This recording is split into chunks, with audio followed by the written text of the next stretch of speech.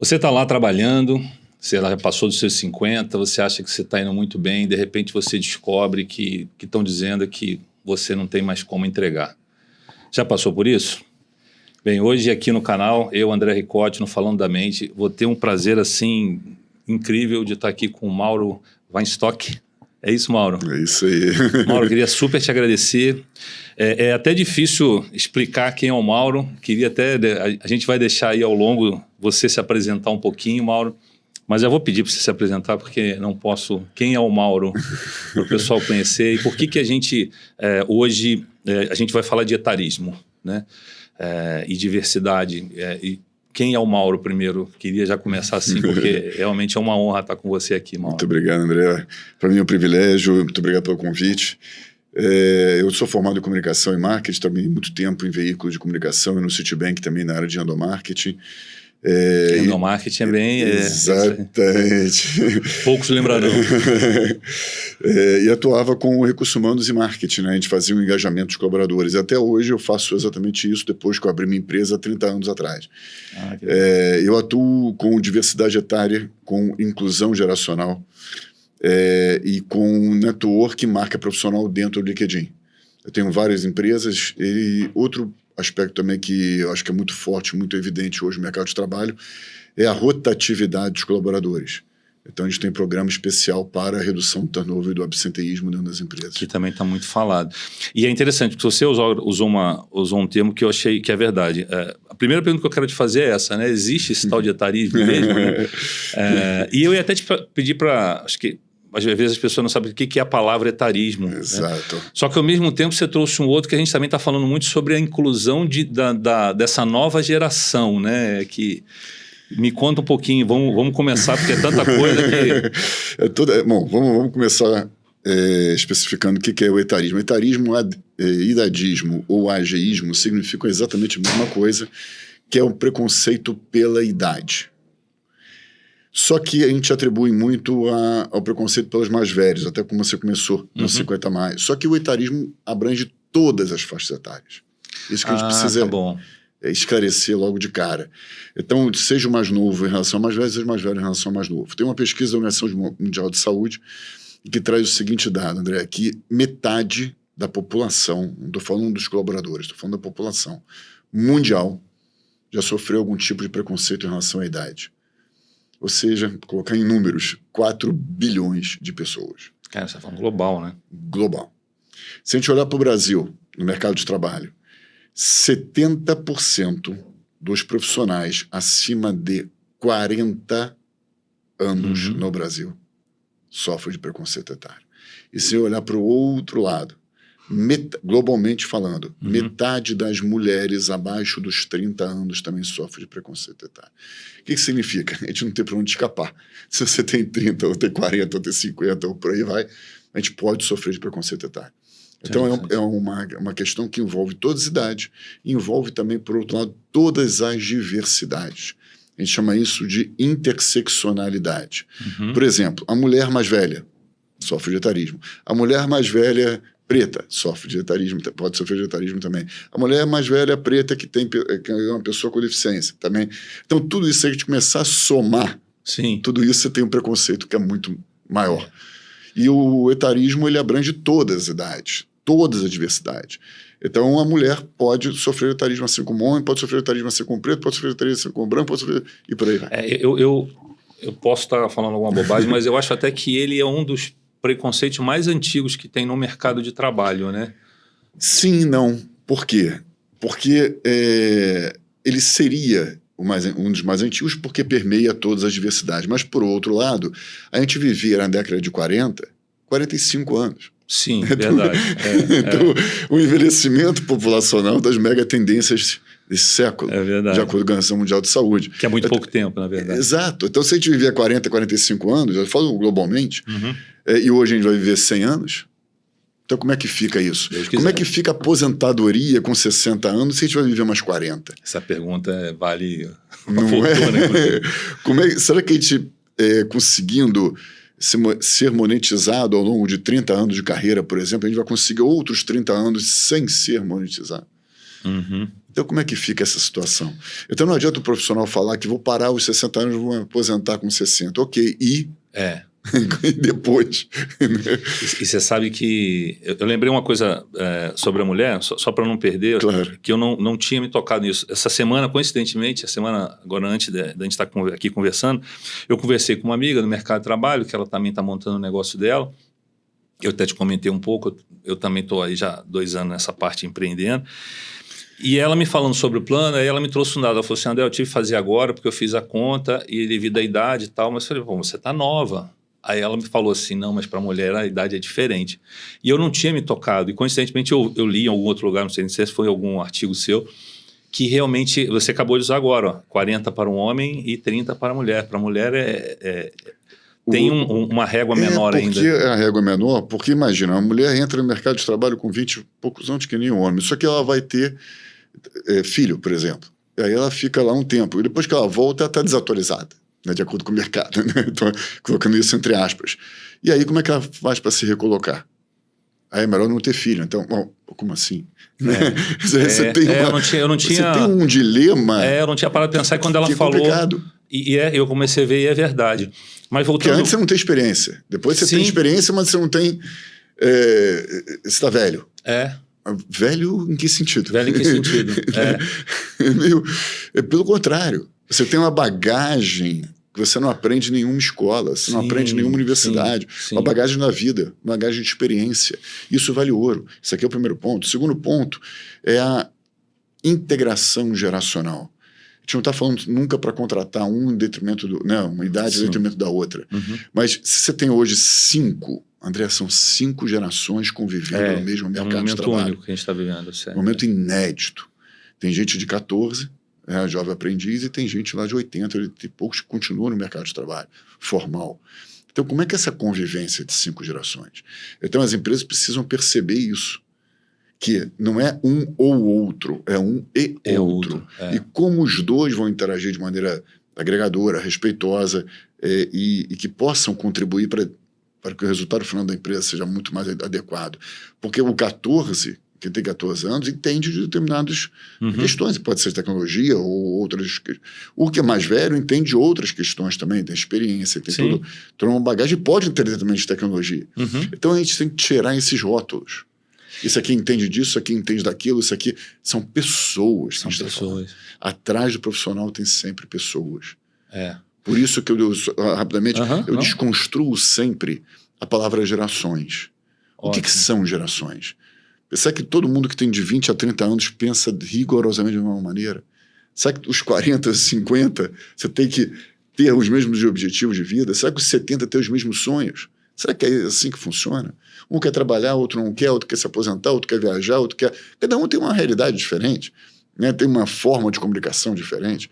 Então não é porque ele tem 70 ou outro tem 20 que eles podem trabalhar em conjunto e agregar valor, porque são pessoas com histórias únicas, com capacidades únicas, com habilidades, com experiências que são únicas. E quando a gente coloca para essa convivência ser pacífica e ser realmente enriquecedora, o resultado é muito mais assertivo do que ficar sempre todo mundo naquela bolha, né? Eu vou fazer todo mundo na empresa ter 20 anos. Então, ou pensar... Isso não vai levar a nenhum tipo de inovação. A história do agressivo, eu ouvi muito isso assim, mas fulano é agressivo, eu falei assim, eu acho que fulano é um pouco ansioso, mas ou falta experiência.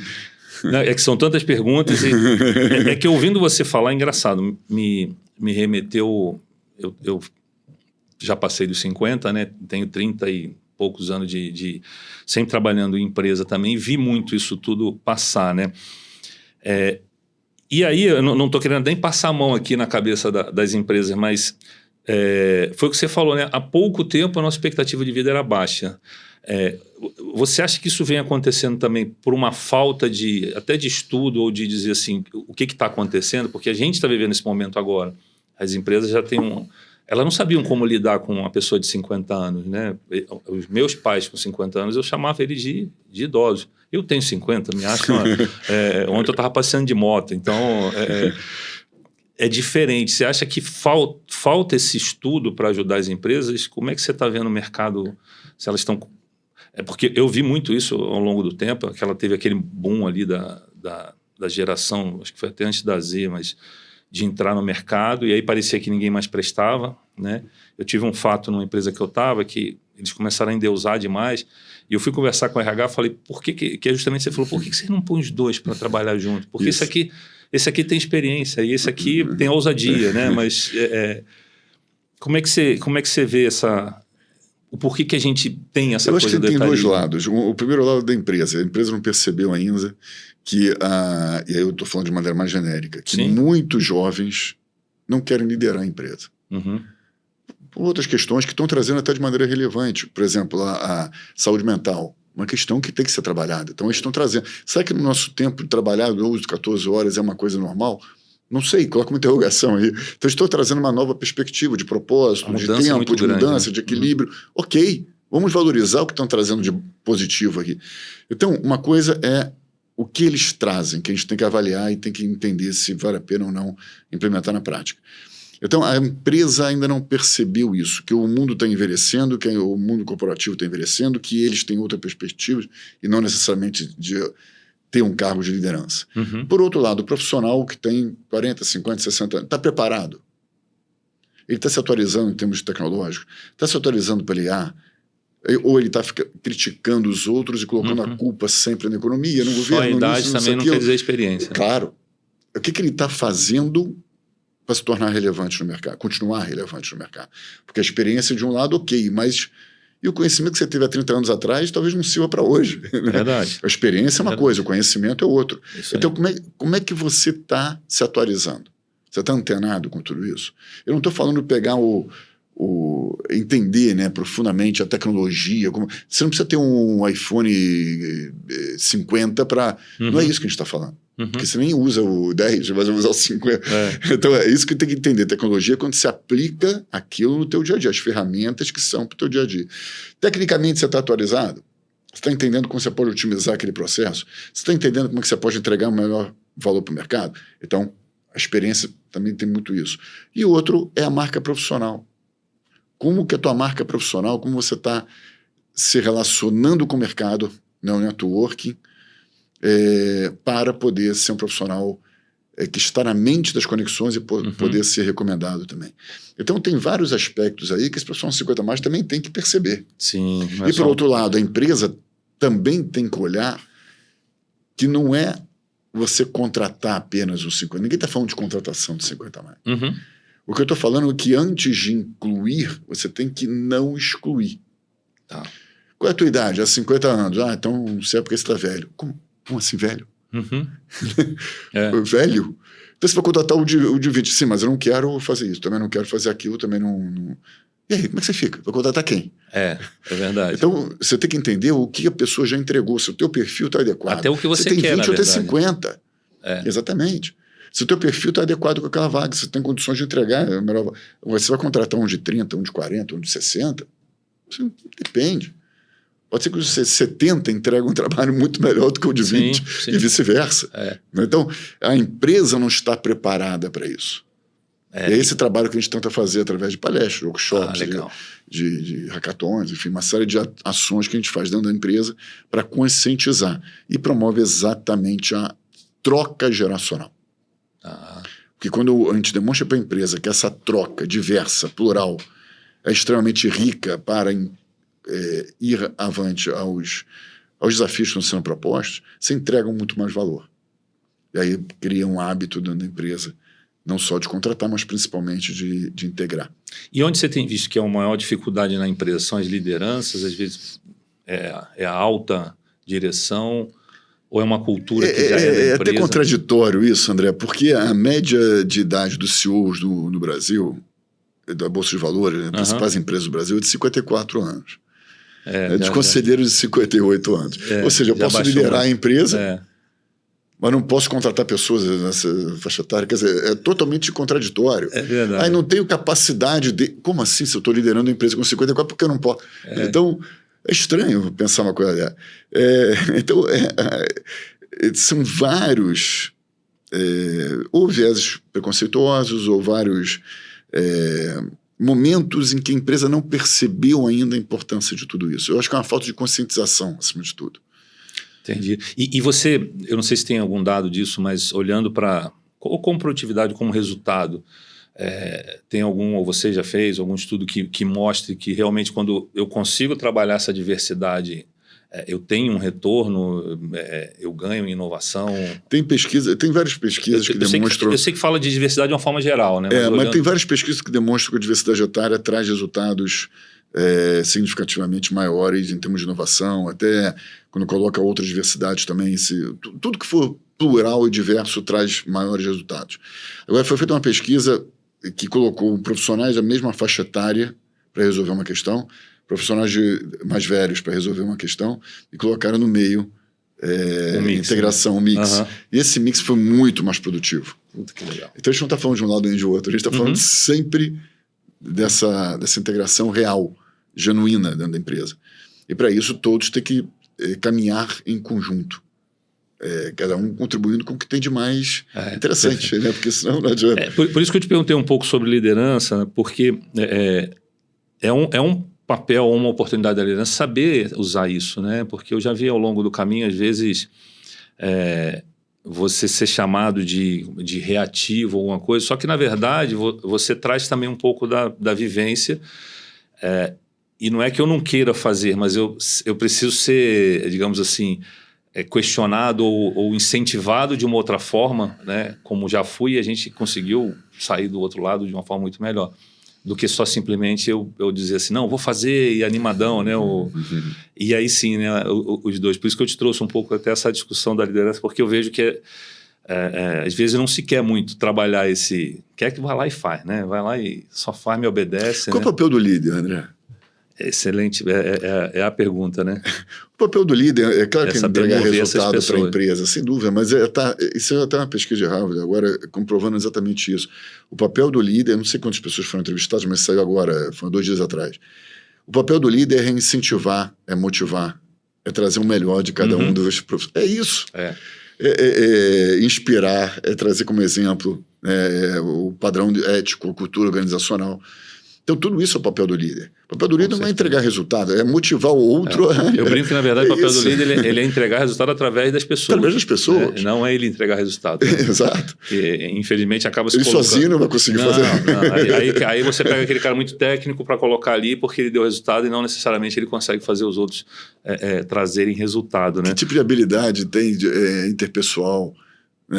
Gestão de conflito, como é que fica o papel do líder? Então é isso que são as habilidades mais reconhecidas pelo verdadeiro líder, né? Um líder genuíno. E quem é que ensina isso? Quem é que ensina a ser líder? Eu faço muitas mentorias, devo ter feito mais de 1.200 mentorias nos 3 últimos anos para executivos de grandes empresas. E às vezes eu recebo o seguinte comentário: eu sou muito técnico, como você falou, eu sou muito técnico. Então, meu próximo passo é uma interrogação para mim. Porque como é que eu vou ser líder se eu não gerencio exatamente pessoas, se eu não tenho uma visão de estratégia? Eu falo, e o que você está esperando para fazer isso? Porque se o teu objetivo é ser líder, então caminha para isso hoje. Mas é que ele construiu em cima daquilo ali, né? E aí é como se ele tivesse, como se ele perdesse, ele deve ter, a identidade dele, né? Ele fosse sair de uma zona muito confortável. E isso que eu ia te perguntar um pouquinho, vamos para os dois lados, mas você começou a falar, mas para essa galera, né, nós, os 40 a mais, vamos chamar assim, olhando tudo que você está trazendo de mercado, o que você sugere aí para o pessoal se preparar e não parar, né? Primeiro... Até um ponto, até a história da aposentadoria, eu acho que também fez a gente criar um vício errado sobre a idade, né? Que a coisa hoje... Você tem pessoas de 60, 70 anos que estão voando. Dúvida, sem dúvida. E são presidente de empresa, na verdade. Presidente de países. Para você ver. É muito paradoxal, realmente. Isso. É totalmente contraditório. Isso aqui não tem justificativa nenhuma. O profissional, na minha visão, ele tem que, independente da onde ele estiver hoje, e vamos considerar que ele esteja na CLT só para um exemplo, né? Entender que o crachá é momentâneo. Então, quando eu falei das mentorias, quando eu falo sempre com executivos que estão dentro das empresas, de forma geral, esses 1.200, pelo menos metade foram com executivos de grandes organizações. E aí eu falo, você já parou para pensar que você pode sair daí daqui a 50 anos? Você pode sair daqui a 20 anos. Agora, se você sair daí amanhã, Não, mas eu quero ser... Uma coisa é você querer. Uhum. Outra coisa, acontece alguma coisa, um imprevisto, uma pandemia, qualquer coisa aí, e você tem que sair amanhã. Ah, mas isso... Já pensou? Eu não estou falando amanhã futuro, estou falando amanhã literalmente. Você chegou amanhã na empresa e amanhã aconteceu alguma coisa.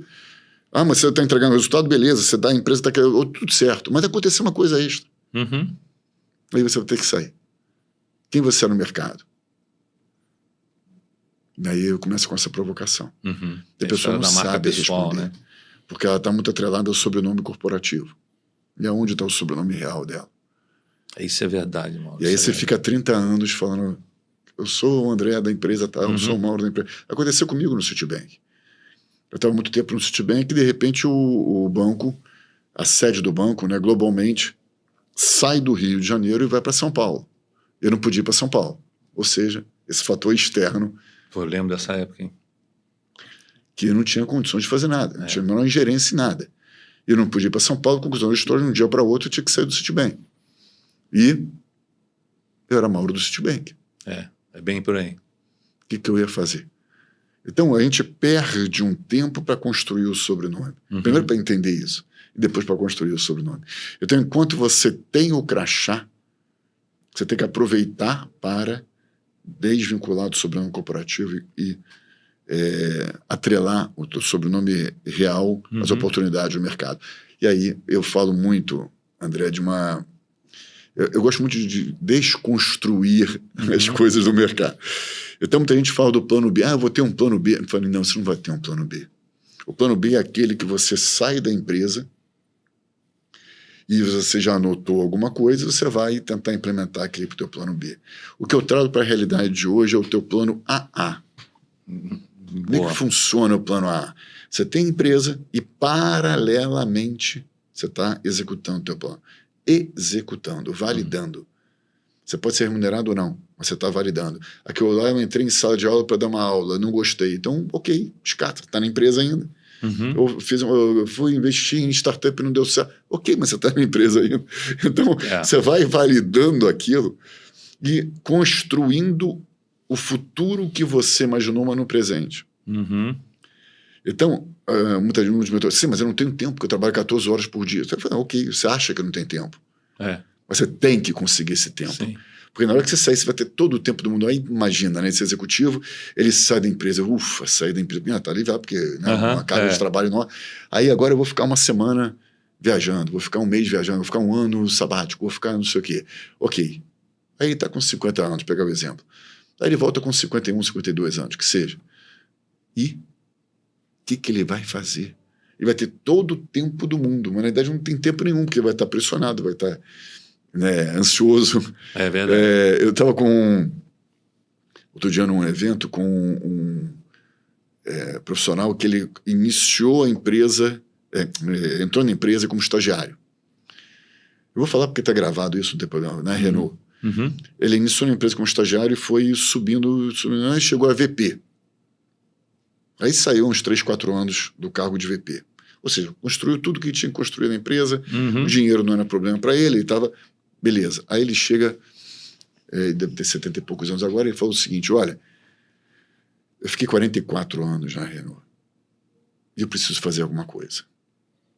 Assim, mas o que ele construiu durante 44 anos fora da Renault? Ok, que ele construiu uma carreira belíssima, ninguém está questionando isso, excelente, mas ele podia ter aberto novas frentes paralelas enquanto ele estava lá dentro. Agora que ele saiu, agora ele está preocupado com o futuro dele, aos 70 e poucos anos. Perfeito. E você sabe que, engraçado que eu sempre tive um pouco isso. A minha história, teve algumas empresas, mas em 2 eu fiquei basicamente na Xerox e depois na Microsoft muito tempo, né? E eu saí com essa coisa, né? O pessoal chama pelo sobrenome, né? O recorte da Microsoft. O recorte da Microsoft. É sobrenome com sobrenome, né? Mas eu sempre gostei de usar o sobrenome para poder marcar. Mas eu sempre tive essa preocupação, que eram 2. Eu sempre fiquei longe, por eu estar no Rio também, longe das sedes, né? Então, eu acabei criando muito intraempreendedorismo, vamos chamar assim. E eu sempre tive que me preocupar muito com a minha marca pessoal. E mesmo assim, quando eu saí, eu lembro que eu fui conversar com uma empresa que era parceira, tudo, e ele falou, já me conhecia, ele falou assim, olha, a gente tem dúvida se vocês sabem fazer outra coisa além de fazer o que vocês faziam, né? Porque, na verdade, você tinha uma máquina muito grande por trás e tal. Então, não é um negócio que você tem que se preocupar mesmo. Eu sempre, não sei se você concorda ou não, mas eu sempre falei muito que não é só negócio. Às vezes é alguma coisa que não te faça ficar dependente daquilo. Vai fazer um esporte, vai criar um hobby. Não, isso também, mas você tem que validar alguma ação para ser remunerado. Para ser remunerado, Então, você pode fazer vários várias carreiras paralelas. A coisa e está muito dinâmico, né? Eu estava te contando. Nunca pensei, agora estou aqui sentado gravando podcast. Se isso vai continuar, não sei. Também não sei. A gente vai testando o formato. Tem uma executiva de vendas que eu estava falando com uma mentorada minha, que ela falou assim, olha, já tenho esse plano A. Eu falei, opa, ela trabalha numa empresa, adora a empresa, não quer sair da empresa, e falou que já tinha um plano A. Eu falei, maravilha. Então me conta um pouquinho desse plano A. Ela falou, eu tenho um e-commerce que eu criei, executiva de vendas até foi mais fácil para ela. Mas o e-commerce que eu criei junto com a minha filha, que tem 15 anos. Minha filha vai tocando nos horários que ela pode, eu vou tocando. Então, o meu dilema é, eu saio da empresa e dou mais vazão, né, ao tempo, tal, ao e-commerce, ou permaneço na empresa? E como mentor, não vou responder isso. E aí ela mesma respondeu. Se eu sair da empresa, eu perco o meu plano A. Sim. Porque aqui eu tenho salário. Gostando ou não, aqui tem salário, tem uma certa segurança, tem benefício, Então, ela decidiu continuar com o plano A dela, né, o e-commerce, sabendo que se ela podia alavancar o e-commerce 3, 4 vezes a mais, ou 5 vezes, se ela não tivesse a empresa, porque o tempo que ela estava dedicando. Mas, ao mesmo tempo, vamos supor que ela saia da empresa e vai para o e-commerce. No dia seguinte, quebra. Também não é. O que ela faz? Nem né? tudo então, quando eu falo de ter conta o plano... certa. É exatamente isso, é construir um outro movimento. E o plano A dela, o e-commerce, estava rendendo praticamente o mesmo salário que ela tinha na empresa. Então, ela estava com 2 salários paralelos, com sacrifício, claro, sacrifício, óbvio. Mas ninguém está falando que é fácil isso. Sim. Mas ela estava construindo já. Então, se amanhã ela sai da empresa, já tem um e-commerce. E poderia ter alguma outra coisa eventual que ela pudesse fazer. Ela já está estimulando a filha a estar com ela também, já elaborando. Então, tudo isso, quer dizer, talvez ela não entenda tanto de tecnologia, mas ela entende de negócio porque ela é de vendas. E a filha entende mais de tecnologia, então colocou... Não sei o que aconteceu lá. Mas isso é que é bacana. Bacana é que você consegue construir alguma coisa concreta, palpável. Sim. E você está sendo remunerado. Se não estiver sendo, também está tudo certo, porque você está validando aquilo. Gosto, não gosto, no futuro. Eu não quero fazer isso, não deu certo. Você está economizando tempo. E é isso que eu acho que é extremamente importante. Muito legal. E para outra ponta agora, né? A gente falou um pouquinho até como você trouxe o etarismo, ele não é só mais velho, né? E como é que você está vendo essa galera nova que está entrando hoje no mercado de trabalho, que está sendo tão discutida aí, né? Eu acho que tem profissionais e profissionais em todas as idades. Então, tem gente que é fantástico, né? Que entende muito tecnologia de IA, tem soluções do mais novo, mais jovem. E tem outros que estão mais acomodados. Pra você ter uma ideia, o Ministério do Trabalho tem um número que traz o seguinte, a média de tempo que o mesmo trabalhador fica na mesma empresa no Brasil é de 19 meses. Ou seja, não fica nem 2 anos. Caramba. Mas porque eu quero ter várias experiências, quero ficar... Sim, mas você quer. Ok. Não estou falando de você, estou falando da empresa. Você contrataria uma pessoa que fica 3 meses em cada empresa? Eu, como empresa, não vou gostar disso, porque eu sei que ela vai ficar no máximo 3 meses, né, por exemplo. Então, eu estou falando de média. E essa média é puxada pelos trabalhadores mais velhos. Os trabalhadores mais velhos, acima de 50 anos, ficam 6 anos na empresa. E o mais novo, André, ficam 9 meses. Muito pouco tempo, né? De 18 a 24 anos. E se eu olhar na área de tecnologia, ficam 5 meses. Então imagina, mas aqui é importante porque eu quero ter, né, outra vez, várias vivências em empresas diferentes. Outra vez, ok, você... Então abre um negócio próprio, faz. Eu acho que para abrir um negócio próprio, na minha avaliação, pode ser que cada um é cada um, mas na minha avaliação, para abrir um negócio próprio, você tem que ter trabalhado dentro de uma empresa. Para poder dar mais certo. Não é que tem, claro, tem exceções, que tem... Mas se você não vivencia aquele ambiente corporativo, é meio complicado de você querer abrir uma empresa sua sem saber se relacionar com quem está. Seja colaboradores, seja com fornecedores, o que for. é mais complicado na minha avaliação. É verdade. Então, claro que você vai... É um bom campo de treino para você aprender. Fica um tempo lá, fica 1 ano, 2 anos, 3 anos, enfim, fica um tempo que você julgar que é... Ou vai, eventualmente, até pode trocar de uma empresa, mas dá um tempo para você começar a se acostumar. A gente fala muito de cultura organizacional. Que cultura organizacional é essa? Se o turnover no Brasil, em média, a rotatividade de colaboradores da empresa no Brasil é de 56%. O que significa isso? Em 1 ano, as empresas, em média, no Brasil, trocam metade dos colaboradores.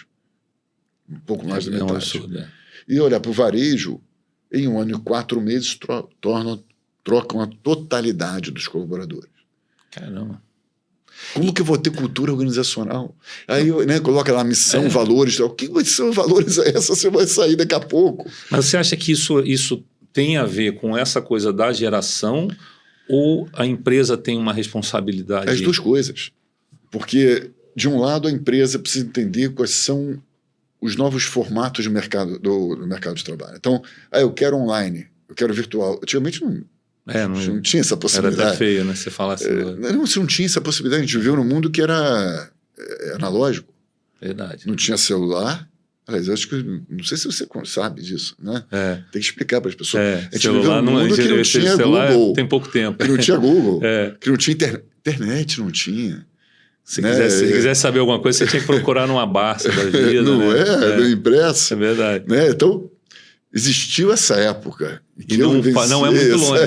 30 anos atrás, por exemplo, não tinha nada disso. Então, a gente conseguiu se adaptar. E hoje você faz podcast.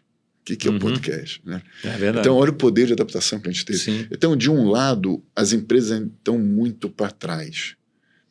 O mundo vai ser todo, por exemplo, home office? Não. Tem algumas áreas que podem, tem áreas que não podem. Sim. Tem uma empresa que vale a pena, tem uma empresa que não vale a pena. Tem setores que vale a pena, tem setores que não vale a pena. Então, e aí? Então, você vai fazer um home office e não vai conhecer ninguém presencialmente na tua empresa. Então, como é que funciona? A hora do cafezinho, né, que a gente tinha insight, não vai funcionar. Eu não estou falando defendendo um lado ou defendendo o outro. O que eu estou colocando é que tipo de modelo a gente quer. Você sabe que essa coisa você usou esse exemplo e em tecnologia teve um exemplo maravilhoso que foi... a gente está falando muito de desenvolvedor, então tem lugares do Brasil que tem escolas e tem pessoas maravilhosas. Mas, por exemplo, eu atendi uma empresa, um varejista do Sul, e o que iria acontecer? Ele tinha que ficar contratando só as pessoas dali. Quando essa coisa estourou, ele falou assim, cara, eu tenho funcionário hoje no Brasil todo e são pessoas muito boas. Exato. Né? Então, é um exemplo assim que para mim eu uso, que você consegue usar algo que a tecnologia está te trazendo, você trouxe inclusão até, porque às vezes é alguém que está estudando, ele falou, contratei uma galera em BH que estava lá super capacitada, mas não tinha vazão lá para contratar eles. Pode ter contratado em outros países também. Então não tem muito, né? Hoje você pega Santa Catarina, Floripa, né, no Brasil, ele é um polo de contratação de fora, né? Tem mais gente de fora contratando do que... Não, mas isso, por isso que eu falei, tem áreas que... um exemplo, que pode perfeitamente trabalhar no home office. Agora, por exemplo, você pegar o varejo físico, o supermercado. Não tem o que fazer. Como que eu vou atender o... então a loja vai ser virtual? Não, também pode ter loja virtual, mas sim, é físico. Eu gostaria... Então não vai trabalhar lá. Não precisa ser uma coisa... Você falou outra, pode ser uma coisa e outra, na verdade. Não tem jeito, aquilo lá vai atender o consumidor dentro do ambiente presencial, tem que estar presencialmente. Você não tem como colocar um IA lá para atender. Claro que você tem, inclusive, isso, até no aeroporto, às vezes você tem, né, um atendimento. Sim, sim. Mas às vezes não é possível, não vai ser tudo via robô, não vai ser assim. Não vai ser assim. Então você tem que entender, se você está entrando naquela empresa, como é que funciona aquela empresa. Aí é questão de conciliar, né, os melhores horários de trabalho. Será que o equilíbrio no tema não é necessário quando você trabalha home office? Né? Até que hora você vai... Ou você vai virar um PJ... Então, como é que funciona a tecnologia, né? Muitas vezes é PJ. Não sei que modelo é esse. Eu sozinho não vou conseguir construir esse modelo. Mas é uma interrogação. Cada empresa tem uma realidade. Só que a gente passou a ter muita opção, né? Acho que esse é o grande... Aí chega o jovem, muitas vezes, você falou da outra ponta. Chega muitas vezes o jovem, não quero trabalhar não quero trabalhar presencial. Sim, mas como assim não quer? E você trabalha... Você tem que interagir. Você sabe que eu vivi isso com meus filhos, né?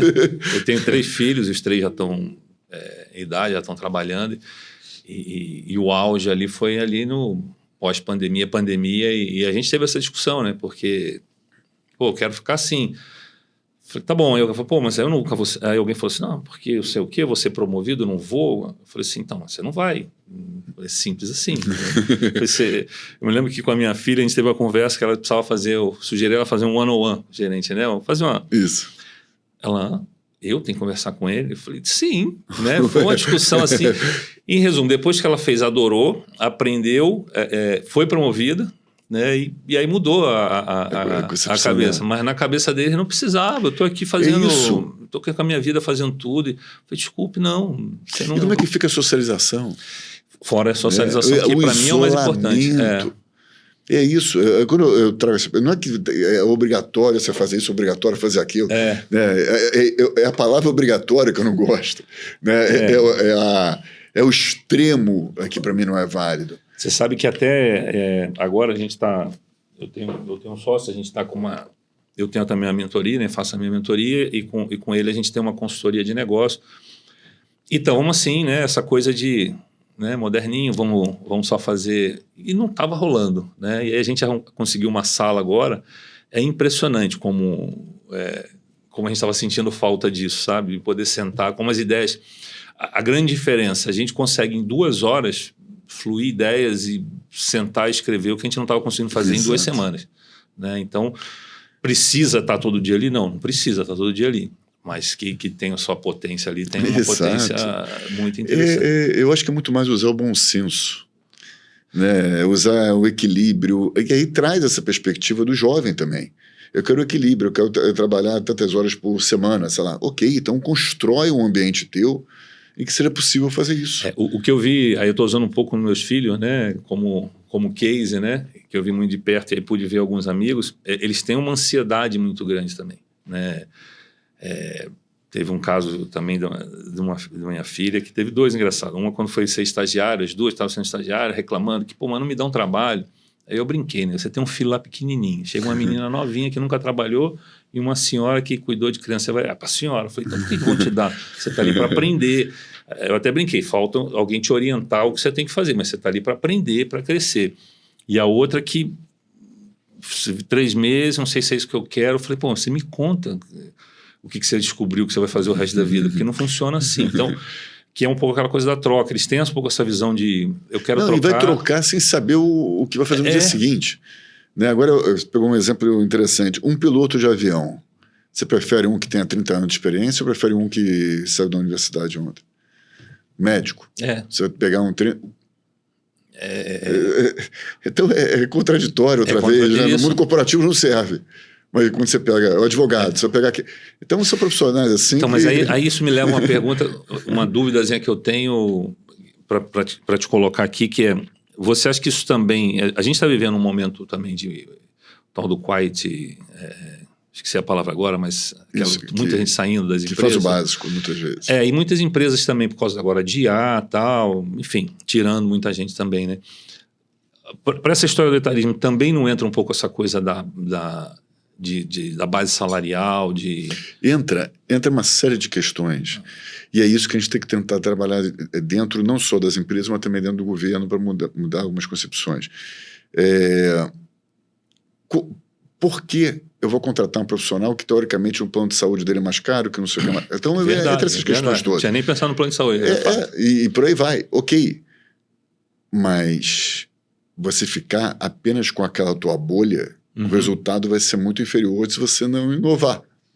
E ele traz a experiência, ou seja, talvez uma colocação que ele faça em uma reunião pode te economizar milhões. Sim. Aí eu entro isso que eu falei antes.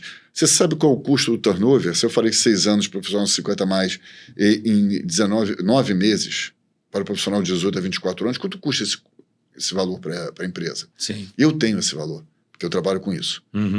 E eu faço de forma personalizada para cada empresa. É isso que eu falo, você consegue personalizar. Personalizar e não o deve custo ser pouco, disso. Né? Uma empresa que tem 5 mil funcionários, por exemplo, e que tem um turnover vou pegar o varejo só para exemplificar, que é o exemplo que eu estou me ocorrendo agora, de 8% ao mês, Você tem 100 milhões por ano sendo jogados no lixo. Que absurdo. Então, só que as empresas não sabem fazer esse cálculo. Porque não fazem isso. Eu falei com o CEO outro dia de uma grande empresa, ele falou assim, mas na minha área, do varejo, né, na minha área, tem muita gente sendo demitida, eu vou e pego uma profissional. Eu falei, você sabe qual é o custo que tem envolvido com isso? Recrutamento, seleção, treinamento, envolvimento, cultura organizacional, não sei o que, tudo. Quanto custa tudo isso? O outro que você não está ainda, tem um outro sobrecarregado que você não consegue. Pega a área de vendas, por exemplo. O marketing vai lá e faz uma campanha para trazer, por exemplo, mais clientes para a empresa. Só que cada um pode atender 10 pessoas. E eu tenho 5 na equipe. Ok. Se eu chego lá e 3 faltam, está sendo desperdiçada a verba de marketing. Porque eu só consigo atender aquele limite, eu não tenho como atender o outro do vizinho que faltou. Absenteísmo é absurdo nas empresas. Sim. E aí, como é que fica isso? Estou desperdiçando a verba de marketing, estou desperdiçando a minha marca institucional no mercado, porque se eu não estou atendendo, eu estou atendendo mal, e aí eu estou perdendo cliente. Quanto vale isso? Será que a empresa consegue parar para ver isso? Ou o plano de saúde é o fundamental para poder pensar nisso? Ele está falando de um acréscimo em plano de saúde ou está falando de um acréscimo no EBITDA, por exemplo, que traz essa redução do turnover? Excelente. Então, vamos trocar um pouco os dados para poder... Na parte comercial, então, isso tem muito, né? Que é a história do resultado ou não, e lógico que você não tem que ficar com quem não, com quem não faz mais parte daquele modelo, mas também... Mas você está treinando adequadamente? Você está entregando... Qual é o tempo que você consegue segurar aquele colaborador? Será que ele tá se esforçando para fazer ou está de braços cruzados esperando a demissão? Porque eu vejo um pouco isso no mercado também, né? Muitas alternativas, muita coisa nova, e as empresas meio que... Agora você se treina, vai buscar o seu, e eu quero... Só que essa velocidade não funciona tanto assim mais, né? Agora você falou da IA, né? IA chegando. A gente tem uma percepção, né? E aí o mercado como um todo já entendeu isso, que quem tem repertório sabe fazer as melhores perguntas. Quem tem repertório, se as pessoas lá, nisso, 50 mais, 60 mais, por aí vai. Então consegue fazer as melhores perguntas. Mas eu vou além disso. O importante hoje com a IA, além de ter repertório, é poder avaliar o que a IA está trazendo. É o bom senso. É isso que é fundamental. Então não basta ficar perguntando, aí responde, aí eu vou pegar aqui, copiar e colar, vou colocar naquilo lá. A gente tem que tentar entender, interpretar. Eu já recebi da IA vários assim, desculpa, não é bem isso, desculpa, eu vou reformar. Sim, desculpa, imagina, né? Porque eu estou questionando. Porque você questionou, isso que eu ia falar, claro. porque aquilo te incomodou. Exatamente. Agora, para eu questionar, eu preciso entender se aquilo lá tem sentido ou não. Ou pelo menos ter um pouco de sensibilidade para poder... E hoje, será que a maioria está fazendo isso? E de uma forma geral, você tem visto no Brasil, ou não sei se no mundo, as empresas estão olhando para isso, estão se preocupando? Quer dizer, você como sendo também um prestador de serviço para isso? É muito embrionário. Ainda? É muito embrionário. Quando eu falo com algumas empresas, eu falo assim, olha, eu tenho 4 pilares de diversidade. Eu falei, já sei qual é o 5º que você não tem. Porque não precisa nem falar. Então, agora... Na verdade, você deveria ser o primeiro até. É claro que você está perdendo todas as outras, como é que você vai tirar ele fora? As outras estão sobre, não? Exato. As mulheres envelhecem, o preto envelhece, todo mundo envelhece. E aí, o que você faz? E então, a pergunta é o que você quer, né? Também, né? O que sua empresa... Onde é que ela quer chegar, né? Você vai colocar pessoas outra vez dentro do mesmo nicho só, vai conversar. Eu faço muitos workshops nas empresas, workshops que são práticos, como se fossem mini hackathons. E aí eu falo o seguinte, cada um dos grupos tem que ser o mais diverso possível. Aqui tem que ter pessoas pretas, pessoas de idade diferente, porque senão não vai ter riqueza. A gente tem que trazer uma solução para a empresa, que seja prática, que seja viável. Outro dia eu estava fazendo para uma empresa de varejo, aí entraram assim, gerente de loja e gerente de fábrica. Só que eles não se conheciam. Então, cada um sentou em um grupo, né, gerente de loja. Eu falei, pode misturar. E aí a discussão era tão interessante, porque o gerente de loja falava o seguinte, olha, na fábrica vocês podem criar, não sei o quê. O cara da fábrica olhava para ele e falava assim, você tá louco, não funciona eu vou fazer isso? E vice-versa. Então eu falei... Você está falando da mesma empresa. Mesma empresa. Então o que eu quero passar é que se eles estivessem em grupos diferentes, a inovação não aconteceria. Então, um está brecando o que o outro, e está dando ideia para o outro, está construindo em conjunto. Eu estou falando no caráter de segmento de atuação, mas pode ser qualquer coisa. Né? Olha, vamos criar então um produto. Sim, mas a acessibilidade está onde? Sim. Porque aí como é que eu vou andar se, né, exemplo, né? Como é que eu vou ver, como é que eu vou chegar? Se não... Às vezes é uma pessoa que faz uma pergunta que muda aí, tudo, né? Mas aí a gente não tinha pensado, exatamente, não tinha pensado porque não tinha um profissional que pudesse alguém que questionar isso, né? Ou que sentisse na pele aquilo.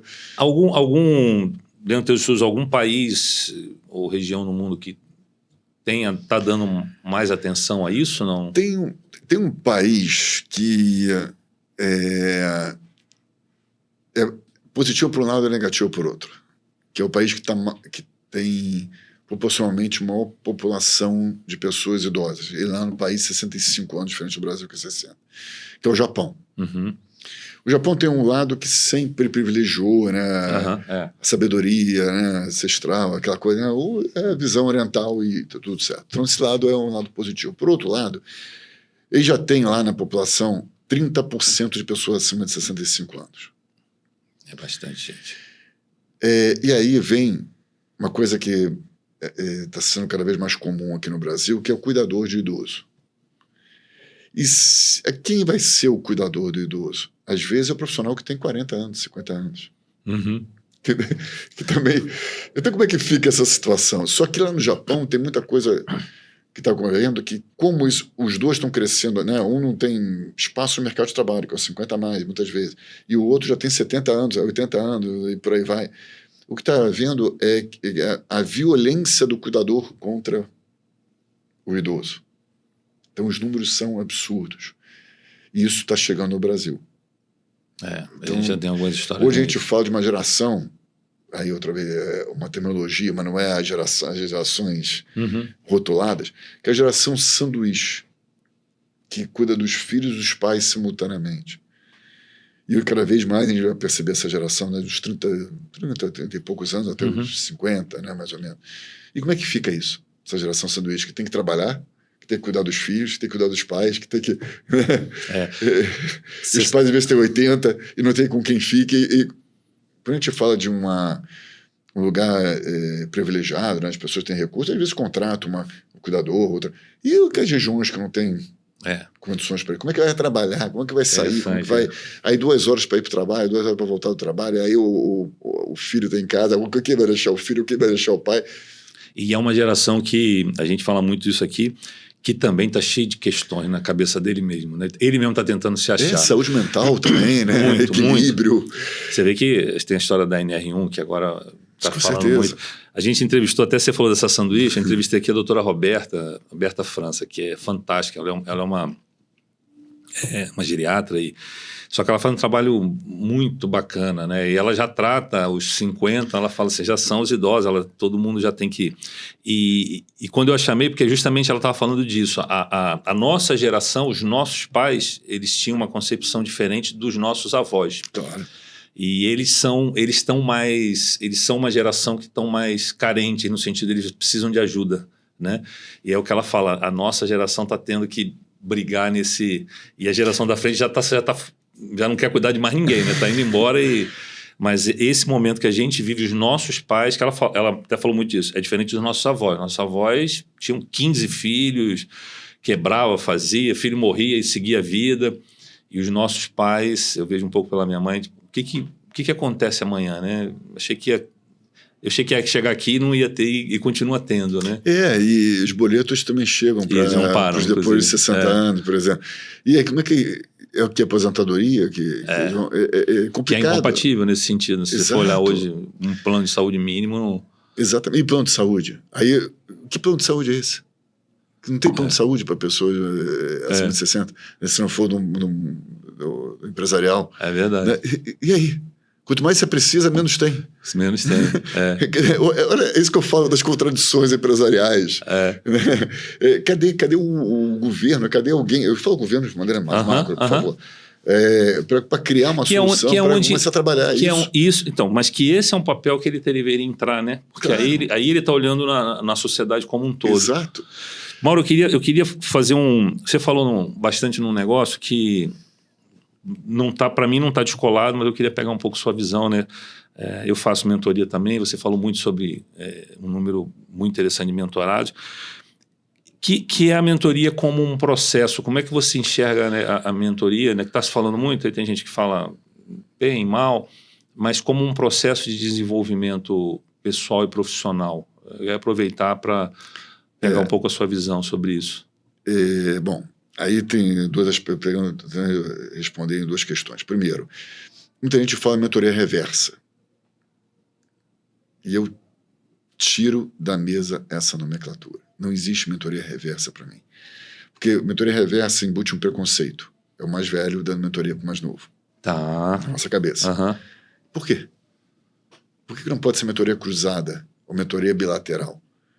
Porque aí os dois estão ganhando. O que eu aprendi nessas 1.200 mentorias de correria foi impressionante. Isso é fantástico. Você também aprende muito em mentoria. Fantástico. Então é isso. Eu entendo que aquela empresa faz isso porque aquilo que ele não tem... E eu vou crescendo, vou evoluindo a partir da conversa que eu tenho com cada mundo de mentorado.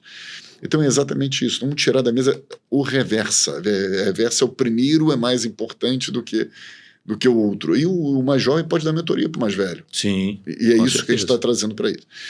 O segundo é que a mentoria, para mim, ela entra, no meu caso, entra com outro tipo de perspectiva, que é o autoconhecimento primeiro. Uhum. Então, uma das primeiras perguntas que eu faço para o mentorado é: quem você é? Eu sou profissional de TI. Eu também sou profissional de TI. Eu não tenho formação nenhuma, mas eu tenho WhatsApp. Para mim, o WhatsApp é um TI. Você vai falar que é de marketing, vai falar que é de RH. Eu lido com pessoas, eu sou de RH. Eu vou falar o que quiser. Sim. Então, na verdade, não é isso que eu estou te perguntando. Estou perguntando qual é o teu diferencial. Meu diferencial que eu fiz é o MBA. Não estou falando de MBA. Uhum. Eu estou falando por que eu vou te contratar. Qual a sua história de habilidade que você tem, que você já tem comprovadamente, claro. O que você já entregou no mercado. Qual é o teu posicionamento no mercado. E por aí vai. Eu começo a fazer perguntas que são meio complicadas de a pessoa responder. E até mesmo a elaboração de um pitch. Sim. Será que em 10 segundos, 20 segundos, você sabe falar quem você é? Não é um processo fácil. Puxa vida. Ninguém sabe fazer isso. Assim, muito pouca gente sabe fazer isso. Então, a gente vai construindo isso. Para construir isso, eu preciso saber do teu nicho de atuação. Se você é tecnologia, ok. Mas se você falar que é tecnologia, eu também sou, e todo mundo é, e marketing. Mas você é de marketing, exemplo. Então, você pode fazer um trabalho no Instagram para mim? Não, no Instagram você não é de marketing. Porque marketing é tudo. Marketing está muito amplo. Eu faço evento, sou de marketing, eu sou de marketing com vendas, tem uma relação, tem outra. Então você tem que ser nichado. O que você faz? E vai fazendo uma pergunta. Por que isso, por que aquilo, por que aquilo? E vai nichando. Você tem que ser o melhor profissional daquela área específica de atuação. E não ser só o melhor profissional. Você tem que ser reconhecido no mercado como o melhor profissional. E aí você vai ser indicado pelo mercado. Verdade. Então é uma consequência. Tem aquela frase, né? Não basta ser, tem que parecer, mas também não basta parecer, tem que ser. Tem que ser. Eu sempre falo isso. Então é isso. Você tem que ser tecnicamente incrível, reconhecido e mostrar valor para o mercado. Porque eu sempre falo que a gente não pode se vender, a gente tem que ser comprado. Sim. É mudar a perspectiva. Então, para mim, nas mentorias, eu tenho que trazer essa perspectiva. Primeiro, o autoconhecimento, a autoestima resgatada, o posicionamento claro, um pitch confiável, uma postura perante o mercado. O que é postura? Mas eu fico comigo na minha empresa, eu fico sozinho, isolado, porque eu prefiro... Sim, você prefere, mas o mercado não está te ouvindo. Sim. Então, sabe até onde você vai chegar, então, né? Exatamente. Então, você tem uma certa limitação para isso. Você está indo para quais eventos? Como assim? Eventos? Você não está aparecendo no mercado? Verdade. Pode ser virtual ou pode ser do presencial, mas você tem que participar. Isso pós-pandemia, então, você tem que saber, nítido, exato, né? Você tem que saber o que você está fazendo. Você tem que trocar com as pessoas. Você vai entender do mercado se você não está indo, se não está trocando, se não está se relacionando, se não está ouvindo. Você não está percebendo as oportunidades que às vezes estão lá na hora do cafezinho, lá no coffee break. Então é isso. Então eu tenho que trazer algumas perspectivas para o mentorado que são talvez novas para ele, e ele não tem culpa disso. Né? Ele trabalha naquela empresa 24 horas por dia e não tem essa concepção. Mas é até show de bola, porque para mim esse é o grande ponto, né? Olha o que você falou, mesmo você tendo esse suporte já é uma construção, né? E infelizmente eu ainda vejo muita gente que tem um certo preconceito em fazer, né? Tenta sozinho, aí é mais difícil ainda, né?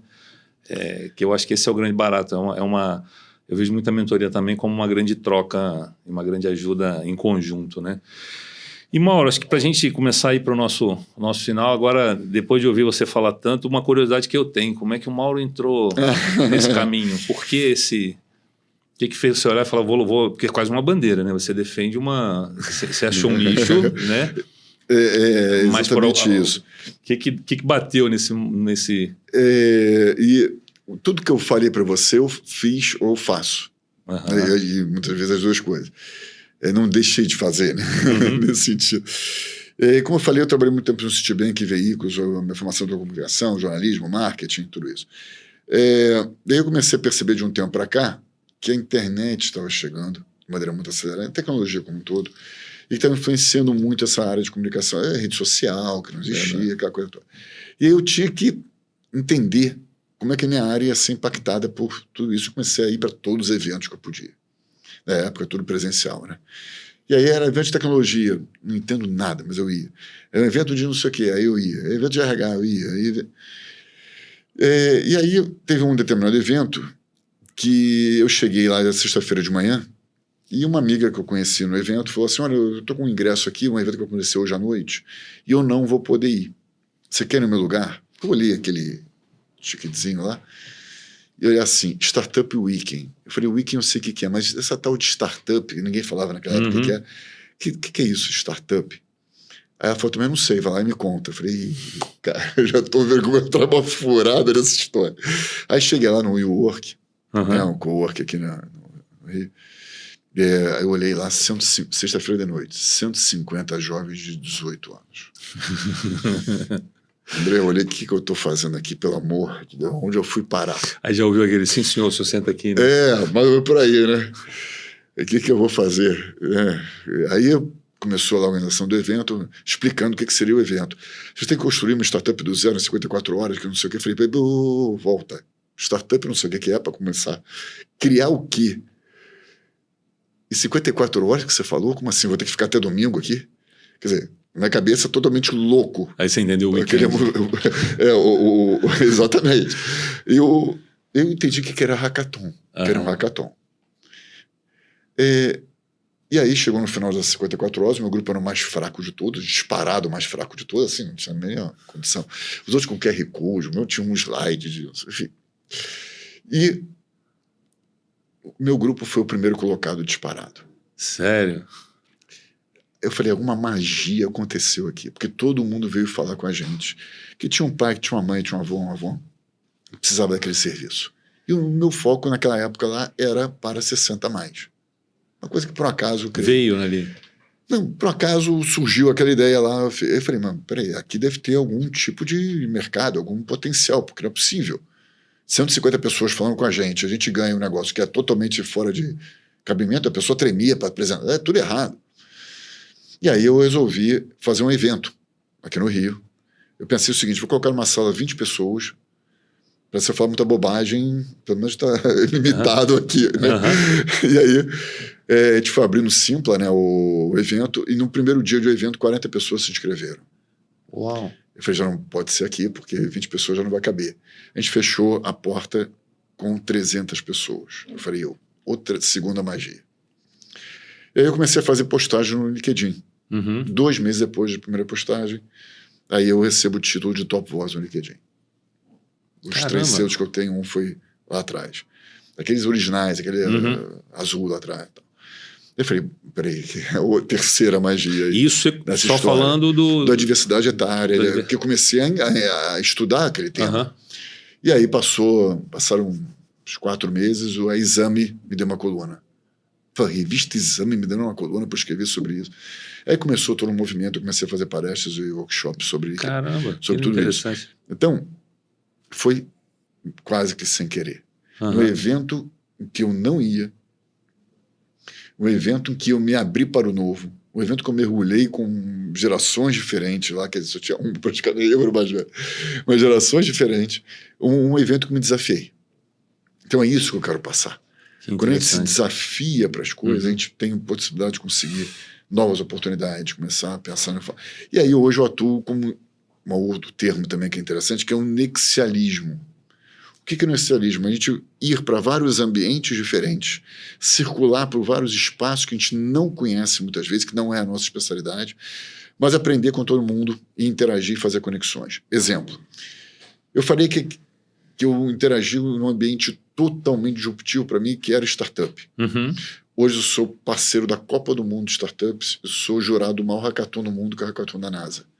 Ou seja, aquele ambiente que eu não tinha a menor ideia do que era, hoje eu atuo como jurado. Eu atuo na área de varejo, como conselheiro de varejo. Nunca tive uma loja na minha vida, nenhuma e-commerce na minha vida.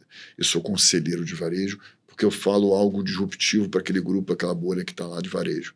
Eu falo sobre economia prateada, que é uma outra questão que a gente pode falar. Eu atuo com RH. Eu sou avaliador e jurado do maior prêmio de RH, o Prêmio Ser Humano, da Associação Brasileira de Recursos Humanos. Sou jurado. Não tenho nenhuma formação em RH. Eu fui eleito top RH latino-americano sem ter uma formação em RH. Eu atuo com saúde. Fui eleito em São Paulo líder inovador em saúde, porque eu falo de equilíbrio, eu falo de longevidade. Como assim líder inovador de saúde sem ter tido uma formação na área de saúde? Então, o que eu quero passar é que eu circulo nesses ambientes todos tentando aprender e levo para a saúde o que eu aprendi no varejo, levo o varejo que eu aprendi em saúde, em startup, em tecnologia, e vou circulando por aí. Eu sou agora embaixador do maior evento de inovação e empreendedorismo de saúde da América Latina, que vai acontecer aqui no Rio. Como assim? Vou fazer palestra e sou embaixador. Então, exatamente essas conexões. O aprendizado, isso que eu quero passar. Por isso que a gente chama de nexialismo. É fazer nexo entre os ambientes. Eu tinha visto a palavra, mas realmente eu não sabia o que era. E é o que você está falando, né? Você não precisa ser, você não é o especialista, você conecta os assuntos, né? Exato. Eu vou usando uma coisa chamada bom senso. É muito por aí. Mauro, fantástico. Só... muita gratidão aí por esse papo. Acho que a gente trouxe bastante coisa aí. Tenho certeza que tinha muito mais, mas a gente respeitar aí o nosso tempo e até o teu tempo também. Queria deixar aí um espaço para você dar alguma mensagem final. Acho que você até falou um pouquinho agora, mas se você quiser aí falar um pouco aí, principalmente aí para os... Eu vou me colocar agora, né? Nós, os mais velhinhos que estamos aí vendo isso tudo acontecer. Se você puder deixar uma mensagem. Não, eu queria passar que... Muita gente fala em legado. E legado, para mim, não é o que a gente deixa para as pessoas, é o que a gente deixa nas pessoas. Então, a gente falou de líder. Líder, ele consegue impactar positivamente as pessoas. Se eu perguntar para qualquer um, quem te impactou na vida profissional? Com certeza você não vai se lembrar, André, de alguém que naquele relatório de 2015 você fez com ele... Você não vai se lembrar disso. Mas vai se lembrar de um líder, ou de um parente, ou de uma pessoa qualquer, que te deu um abraço naquele momento, que te falou uma palavra que te incentivou, né, que trouxe um calor para você, né, um calor humano, ou trouxe uma abordagem diferente naquele momento, e que você vai se lembrar. Isso é deixar um legado que aquilo lá é inesquecível. Né, o resto é pontual. Então é isso que eu quero trazer. Que o líder, para mim, é dar um exemplo. É impactar nesse sentido. Vai muito além, né, daquele profissional que está lá e é o ser humano. É ser humano para ser humano. Ser humano para ser humano. É muito por aí, né? Fantástico, perfeito. E concordo, assim, gênero legal. Me vieram algumas pessoas aí na cabeça também. Mauro, vamos embora então? Opa! Falamos pra caramba, fico à disposição, né? Aí de todos aí, quiser conversar depois a gente detalha um pouco mais isso. E aí eu deixo aberto aí, pedir para vocês, curte, compartilha, comenta, faça pergunta, tenho certeza que o Mauro vai ter prazer em responder aí, tirar dúvida. Segue ele aí, principalmente no LinkedIn, né? Mauro Vastokin. Instagram também, eu vi que você tem bastante coisa. Mas é o forte principal. Forte é o LinkedIn, né? Então segue que vocês vão ter muito conteúdo lá, é muito bacana. Muito obrigado outra vez. De novo, obrigado. Valeu, André. Vamos embora. Obrigado a todo mundo aí.